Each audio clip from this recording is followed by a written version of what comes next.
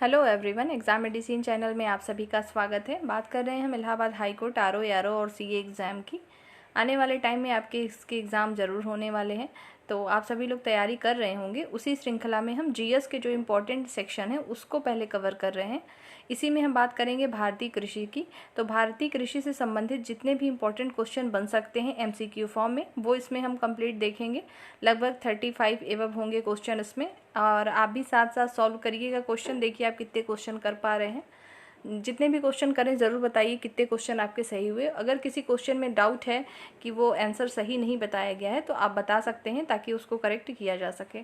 दूसरी बात यह है कि ये सिर्फ इसी परीक्षा के लिए नहीं, कोई भी आप परीक्षा देते हैं वहाँ पे भारतीय कृषि से संबंधित प्रश्न आपको बनते हैं, तो उसके लिए भी आपको ये काम आएगा।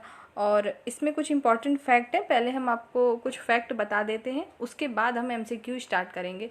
कुछ इंपॉर्टेंट फैक्ट है, उससे भी एमसीक्यू बनते हैं, तो जो हमने फैक्ट वहाँ रखे हैं उससे बेस्ड एमसीक्यू नहीं दिए गए हैं, ताकि वो रिपीटेशन ना हो। तो आइए देखते हैं कौन कौन सी चीज़ें हमारी इंपॉर्टेंट है, और इसमें से कोई चीज़ स्किप नहीं करनी है, सभी कुछ आपको याद करना पड़ेगा, क्योंकि ये आपको एक तरीके से खुद ही शॉर्ट नोट्स की तरह दिया गया है। तो आइए देखते हैं। सबसे पहले बात करते हैं भारतीय कृषि की। तो कुछ चीज़ें हैं जो इम्पोर्टेंट है और उसको याद होना चाहिए आपको। जैसे पूछा जाए भारत के कुल क्षेत्रफल का लगभग कितने % भाग पर जो है कृषि की जाती है, तो भारत का जितना क्षेत्रफल है उसके 51% यानी 51% भाग जो होता है उस पर कृषि की जाती है।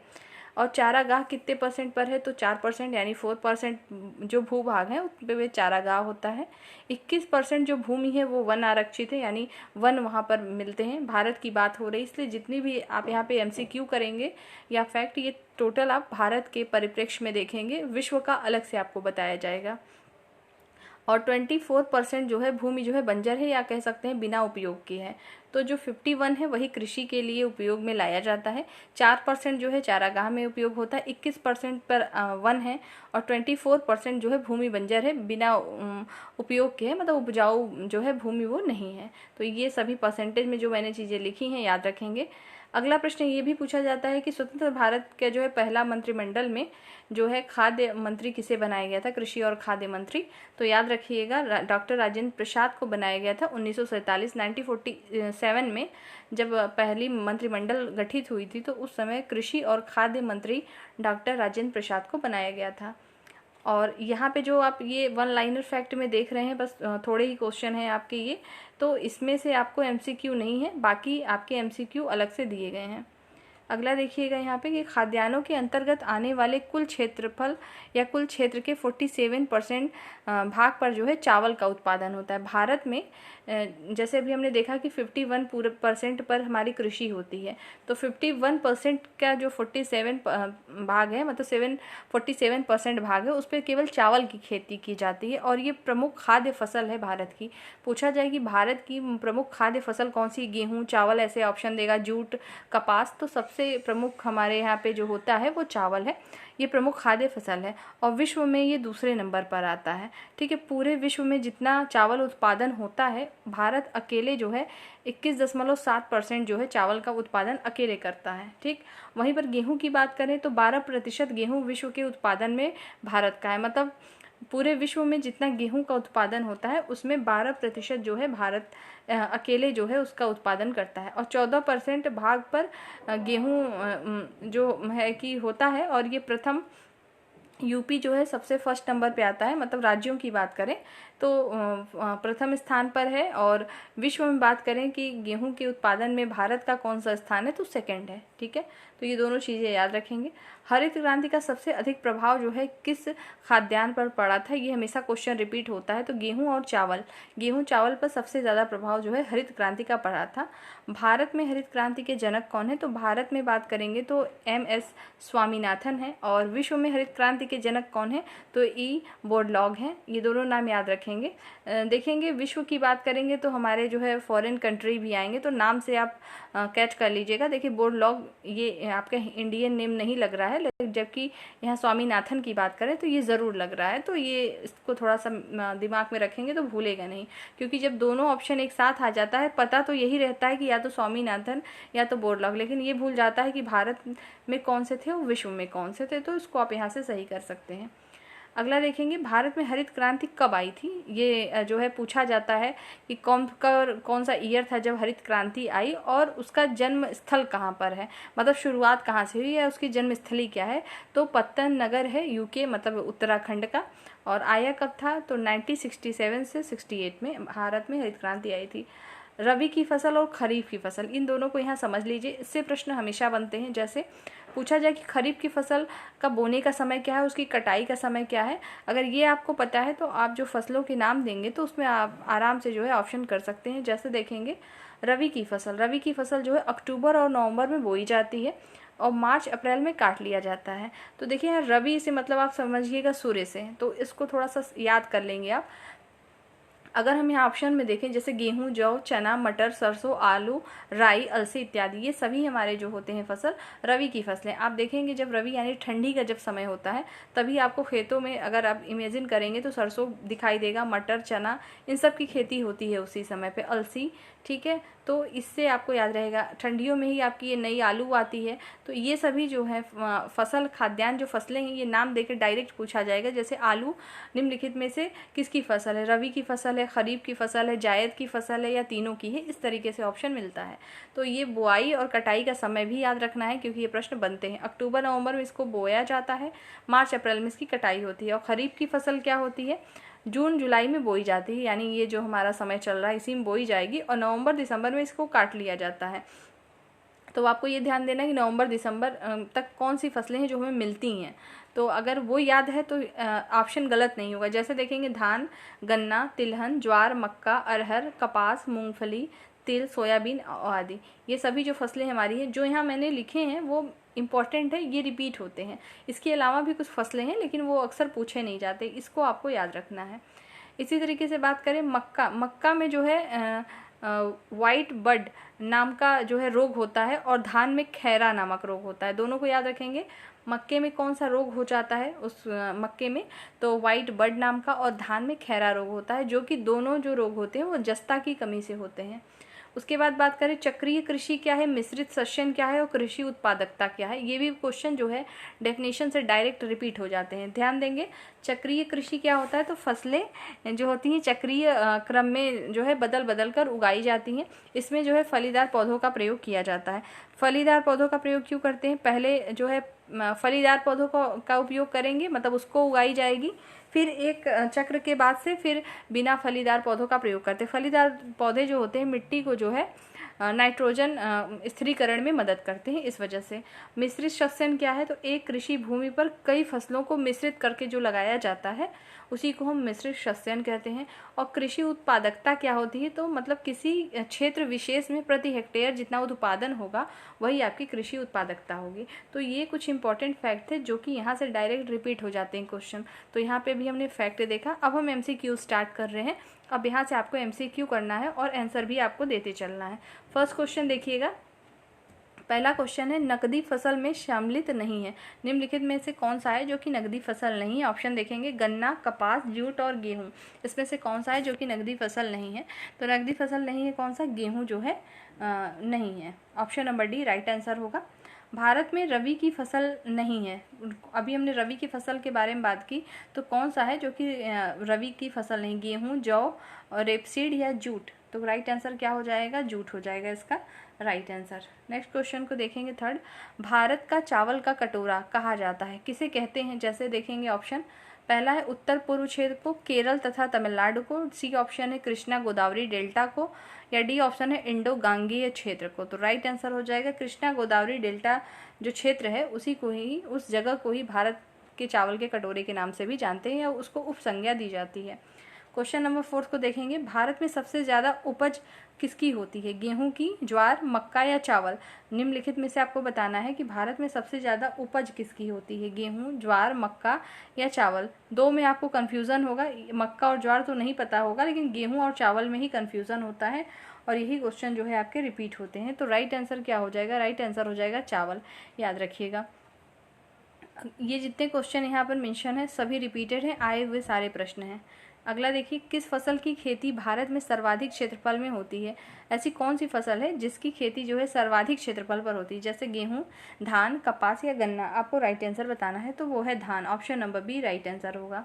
नेक्स्ट है, हरित क्रांति का अर्थ क्या है? जो हरित क्रांति आई थी उसका मतलब क्या है, क्यों लाया गया था, आपको बताना है। कृषक क्रांति है वो, सामाजिक वानिकी है, या वृक्षारोपण है, या कृषि की आधुनिक विधि का उपयोग करके प्रति एकड़ जो है उत्पादकता को बढ़ाना। तो option number C right answer हो जाएगा। नेक्स्ट क्वेश्चन देखेंगे, भारत में हरित क्रांति का जनक किसे कहा जाता है? अभी हमने पढ़ा था भारत में किसे कहा जाता है, तो डॉक्टर एम.एस. स्वामीनाथन को। नेक्स्ट, भारत में सबसे अधिक दाल उत्पादक वाला क्षेत्र कौन सा है? सबसे अधिक दाल जो है निम्नलिखित राज्यों में कहाँ पर होता है? बिहार, राजस्थान, मध्य प्रदेश और महाराष्ट्र में से। तो ऑप्शन नंबर सी सही होगा, एमपी यानी मध्य प्रदेश में सबसे ज़्यादा होता है। क्वेश्चन नंबर आगे देखेंगे 9 को देखिए, जूट उत्पादन में सबसे प्रमुख प्रदेश कौन सा है? जूट सबसे ज़्यादा किस प्रदेश में होता है? जो ऑप्शन दिए हैं, पश्चिम बंगाल, तमिलनाडु, केरल या उड़ीसा। तो राइट आंसर क्या हो जाएगा? Paschim Bengal, option number A. Next है, भारत में सर्वोत्तम चाय कहाँ पैदा होती है?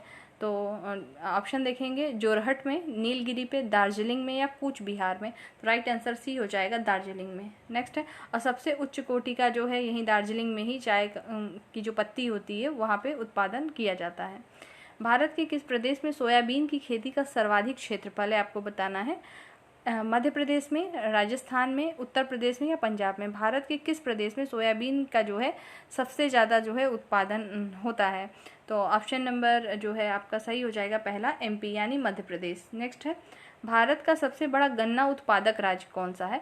ऐसा कौन सा राज्य है निम्नलिखित में से जिसमें गन्ना उत्पादकता सबसे ज़्यादा है? उत्तर प्रदेश, महाराष्ट्र, तमिलनाडु या कर्नाटक।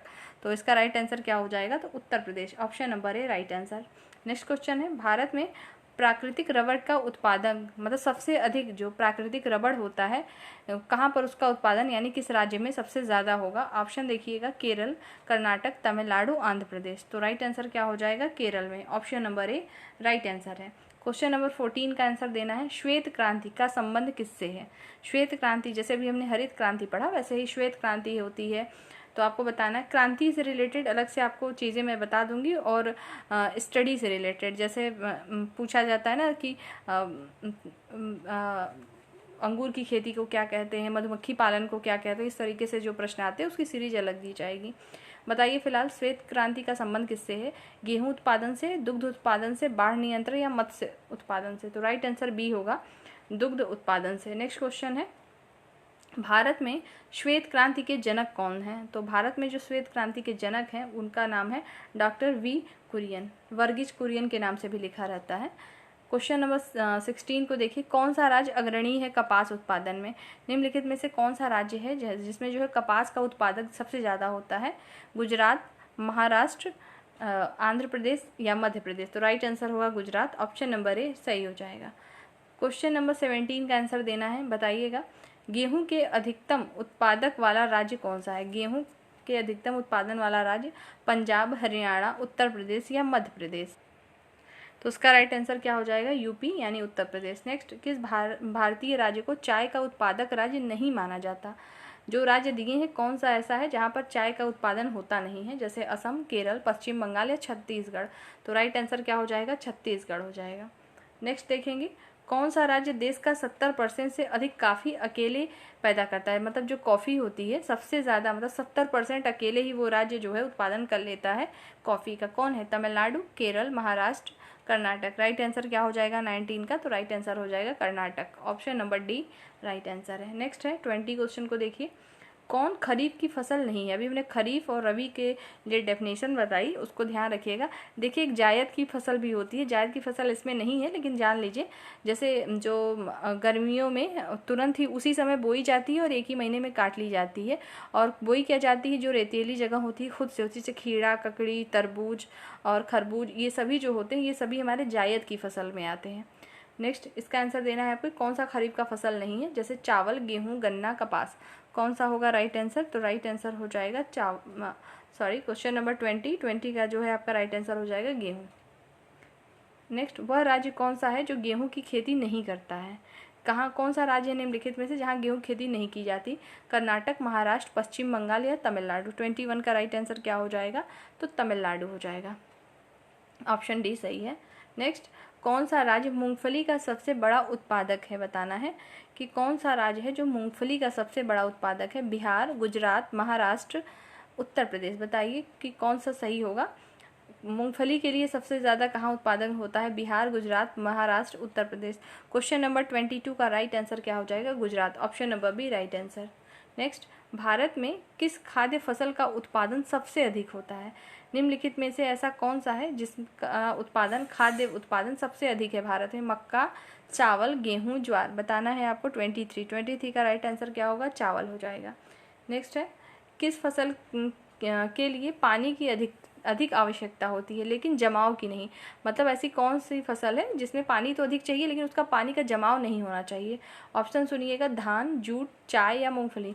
तो राइट आंसर सी हो जाएगा, चाय। चाय की खेती आप देखते होंगे जहाँ पे चाय की खेती होती है, असम में हो रही है या पश्चिम बंगाल, दार्जिलिंग, तो वहाँ पे देखेंगे ये ढाल की तरीके से उसका बनाया जाता है ताकि इसमें पानी भी रहे और यहाँ पानी का जमाव ना हो और पानी जो है बह जाए। इस वजह से ऐसे सरफेस पे, मतलब ऐसी मिट्टी पर उसका उत्पादन करते हैं। इनमें से कौन खरीफ की फसल नहीं है? आपको बताना है। कपास, मूंगफली, मक्का, सरसों। बताइए राइट आंसर क्या हो जाएगा? तो सरसों हो जाएगा। ये जो है खरीफ की फसल नहीं। सरसों किसकी? रबी की फसल है, क्योंकि ये ठंडियों में हमें दिखता है। खरीफ की फसल काटी जाती है। बताना है जो खरीफ की फसल है कब कटेगी? मार्च में, दिसंबर, नवंबर के प्रारंभ में या जून के प्रारंभ में? तो नवंबर के प्रारंभ में। Option number C right answer हो जाएगा। अगले क्वेश्चन का आंसर देना है, भारत के कितने प्रतिशत लोग जो है कृषि पर आश्रित हैं? अभी भी भारत के कितने परसेंट आबादी है जो कि कृषि से उनका काम चल रहा है? 90%, 70%, 52% या 40%? तो राइट आंसर क्या हो जाएगा? 52%, 52% लोग अभी ऐसे हैं जो कि कृषि पर डिपेंड है, कृषि पर आश्रित है। दक्षिण भारत में सर्वाधिक चाय उत्पादित करने वाला राज्य कौन सा है? दक्षिण भारत का बताना है कि कौन से हैं। तो सभी जो राज्य दिख रहे हैं ऑप्शन में सभी दक्षिण भारत के हैं, इसलिए ऑप्शन चूज करने में परेशानी हो सकती है। बताइए, कर्नाटक, केरल, आंध्र प्रदेश या तमिलनाडु। क्वेश्चन नंबर 28 का राइट आंसर क्या हो जाएगा? तो राइट आंसर हो जाएगा Tamil Nadu. Option number D right answer है। नेक्स्ट, भारतीय दलहन शोध संस्थान कहाँ स्थित है? भारतीय दलहन शोध संस्थान कहाँ है? Agra, Faizabad, Kanpur, Jhansi. Right answer C हो जाएगा, कानपुर।